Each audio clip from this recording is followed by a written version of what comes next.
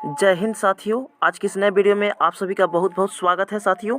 आज हम लोग पढ़ने वाले हैं केमिस्ट्री का 5वां चैप्टर, जिस चैप्टर का नाम है दोस्तों तत्वों का आवर्त वर्गीकरण।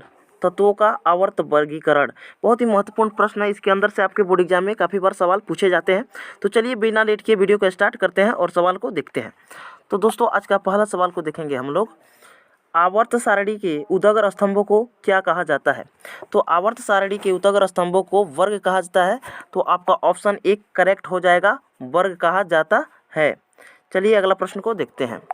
दोस्तों अगला प्रश्न है 2 नंबर प्रश्न कह रहा है आवर्त सारणी में कितने वर्ग होते हैं दोस्तों? तो आवर्त सारणी में जो वर्गों की संख्या होती है 18 होती है। तो आपका ऑप्शन सी करेक्ट हो जाएगा, 18। चलिए अगला प्रश्न को देखते हैं। तीसरा नंबर प्रश्न है साथियों, आवर्त सारणी के प्रथम वर्ग के सदस्य हैं। तो आवर्त सारणी के प्रथम वर्ग के जो सदस्य हैं वो क्षारीय धातु हैं। तो आपका ऑप्शन बी करेक्ट हो जाएगा, क्षारीय धातु। चौथा नंबर प्रश्न है प्यारे साथियों, आवर्त सारणी में कितने आवर्त हैं? तो आवर्त सारणी में पूछा जा रहा है कितने आवर्त हैं। तो आवर्त सारणी में आवर्त का बात किया है तो 7 होते हैं। आवर्त सारणी में कितने आवर्त होते हैं? तो 7 होते हैं। आपका ऑप्शन सी करेक्ट हो जाएगा, 7 होते हैं। चलिए 5वां नंबर प्रश्न है, मेंडलीफ आवर्त सारणी में कुल कितने वर्ग है? यानी मेंडलीफ का जो आवर्त सारणी है उसमें कुल कितने वर्ग हैं? तो मेंडलीफ के आवर्त सारणी में दोस्तों 9 वर्ग हैं। तो आपका ऑप्शन डी करेक्ट हो जाएगा, 9। चलिए आगे बढ़ते हैं। 6ठा नंबर प्रश्न है, आवर्त सारणी में शून्य समूह का तत्व है। तो देखिए आवर्त सारणी में शून्य समूह का तत्व आपसे पूछा जा रहा है तो He हो जाएगा, यानी हीलियम। आपका ऑप्शन भी करेक्ट हो जाएगा, हीलियम, He। आवर्त सारणी में शून्य समूह का तत्व हीलियम ही है। तो आपका ऑप्शन भी करेक्ट हो जाएगा। चलिए 7वां नंबर प्रश्न है, मीथेन में कितने सहसंयोजक बंधन होते हैं? मीथेन में कितने सहसंयोजक बंधन होते हैं? तो मीथेन में दोस्तों सहसंयोजक बंधन का बात कर रहे हैं तो इसमें 4 होते हैं। आपका ऑप्शन भी करेक्ट हो जाएगा, 4। इसमें 4 होते हैं। आपका ऑप्शन भी करेक्ट हो जाएगा। चलिए आगे बढ़ते हैं। 8वां नंबर प्रश्न है साथियों, आधुनिक आवर्त सारणी में कितने वर्ग और आवर्त होते हैं? देखिए आधुनिक आवर्त सारणी में कितने वर्ग और आवर्त होते हैं दोस्तों? तो 18 वर्ग और 9 आवर्त होते हैं। तो आपका ऑप्शन एक करेक्ट हो जाएगा, 18 वर्ग 9 आवर्त। ऑप्शन ए ही बिल्कुल करेक्ट आपका हो जाएगा प्यारे साथियों। टेंशन लेने की कोई बात नहीं है, यहाँ पर 110% आपको सही बताया जाएगा और वहीं बताया जाएगा जो आपके बोर्ड एग्जाम में सवाल आएंगे। ठीक है। चलिए 9वां नंबर प्रश्न है, आधुनिक आवर्त सारणी में कितने आवर्त और कितने समूह होते हैं? बात वही है, प्रश्न भी वही है। आधुनिक आवर्त सारणी में कितने आवर्त और कितने समूह होते हैं? तो 9 आवर्त 18 समूह होते हैं। तो आपका ऑप्शन भी करेक्ट हो जाएगा, 9 आवर्त 18 समूह। आपका ऑप्शन भी करेक्ट हो जाएगा। चलिए देखते हैं अगला प्रश्न। 10वां नंबर प्रश्न है, आधुनिक आवर्त सारणी में तत्वों के वर्गीकरण का आधार है। देखिए आधुनिक आवर्त सारणी में तत्वों के वर्गीकरण का आधार आपसे पूछा जा रहा है तो परमाणु संख्या हो जाएगा। आपका ऑप्शन डी करेक्ट हो जाएगा, परमाणु संख्या। ऑप्शन डी करेक्ट हो जाएगा, परमाणु संख्या। चलिए आगे बढ़ते हैं।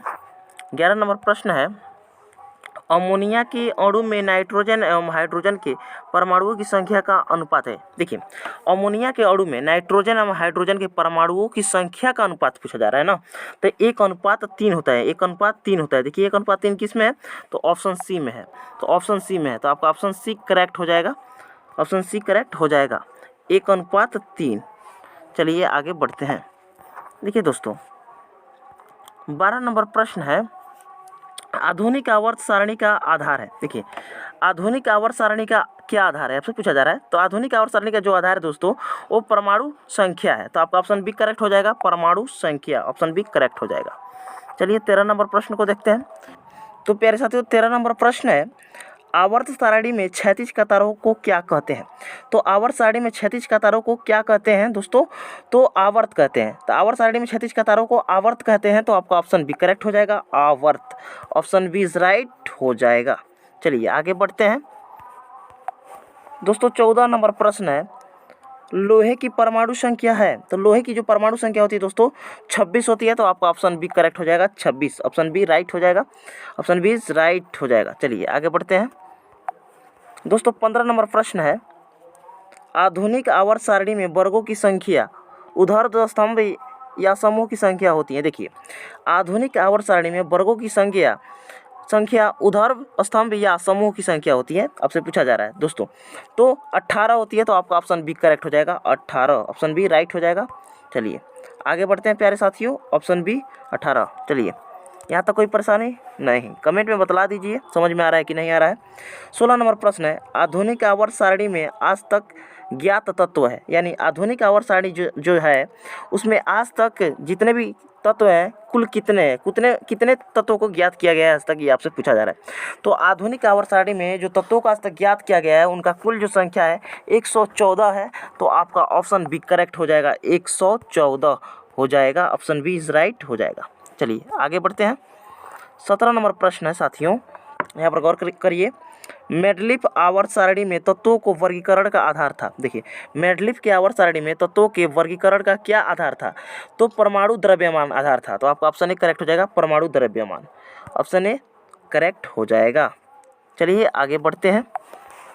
18 नंबर प्रश्न है प्यारे साथियों, ओजोन के एक अणु में ऑक्सीजन के परमाणुओं की संख्या होती है।